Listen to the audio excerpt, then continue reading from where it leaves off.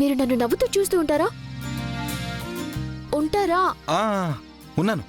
మీ మొహంలో చిరునవ్వుంది కదా? దేనికని అడిగితే చెప్పవేంటి?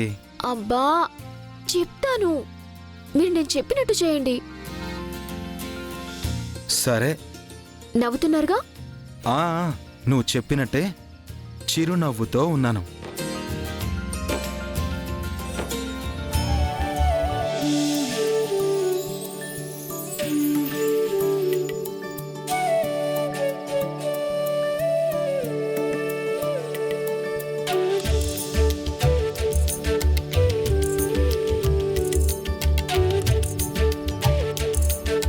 అమ్మయ్యా, ఇప్పుడు నాకెంత ఆనందంగా ఉందో. నీ ఆనందానికి కారణం ఎప్పుడైనా తెలుసుకోవచ్చా?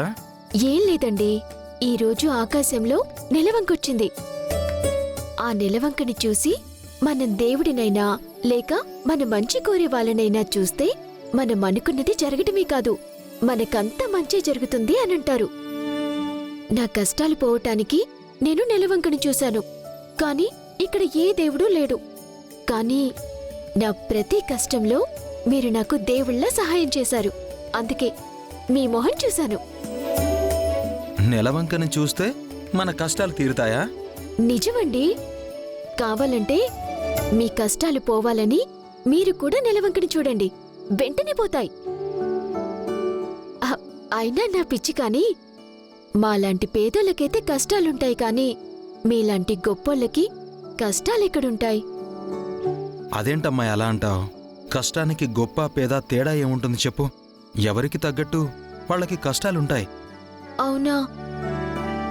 అయితే మీరు వెంటనే నెలవంకని చూసి కళ్ళు మూసుకోండి. అబ్బా చెప్పింది చేయండి. సరే.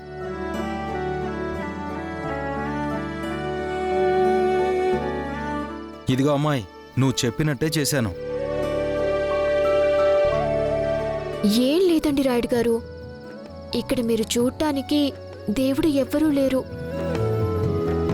ఇప్పుడు కళ్ళు తెరిచి మీరు ఎవరిని చూస్తారు? అనవసరంగా నెలవంకని చూడమన్నాను. నువ్వున్నావు కదమ్మాయి. నేనా? అవును. ఎదుటివారికి ఏం కాకూడదు, అందరికీ మంచి జరగాలని కోరుకునే మంచి మనసు నీది. మరిప్పుడు నేను నిన్ను చూస్తే నాకు కూడా మంచి జరుగుతుంది. తిరుగుతున్నాను, నువ్వు కూడా చిరునవ్వుతో ఉండాలి, సరేనా?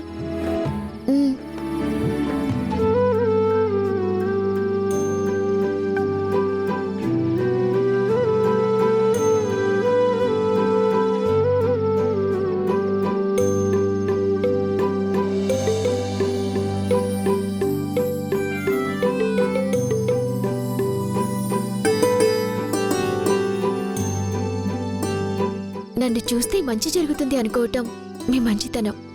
కానీ ఏమైనా అయితే మాత్రం నన్ను తిట్టుకోకండి. హలో ధర్ని, ఇప్పటికే చాలా టైం అయిపోయింది. మళ్ళీ అమ్మకని కోపొచ్చిందో ఇక అంతే. నిజమే రాంజీ. రాయుడు గారు, చాలా ఆలస్యమైంది, నేను వెళ్తాను. మీకొచ్చిన కష్టమేంటో నాకు తెలియదు, కానీ అది త్వరలోనే పోయి మీరు కోరుకున్నట్టు మీకంతా మంచి జరగాలని నేను మనస్ఫూర్తిగా కోరుకుంటున్నాను. వస్తాను.